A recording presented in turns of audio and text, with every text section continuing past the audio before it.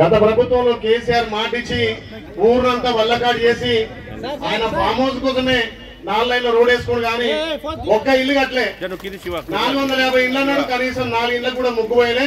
మన గౌరవ ముఖ్యమంత్రి సహకారంతో, మా పెద్దన్న సీనన్న సహకారంతో ఇలా సొంతింటి కళ వాసాల మల్లిలో అరువులందరూ కూడా ఇందిరం మిల్లు ఇచ్చి ఈ రోజే ముగ్గు పోసుకునే విధంగా ఇలా కార్యాచరణ అయింది. దానికి ఆగవని అన్నది, బిడ్డ నాకు ముగ్గు పోసుకోవడానికి కూడా పైసలు ఇవ్వన్నది.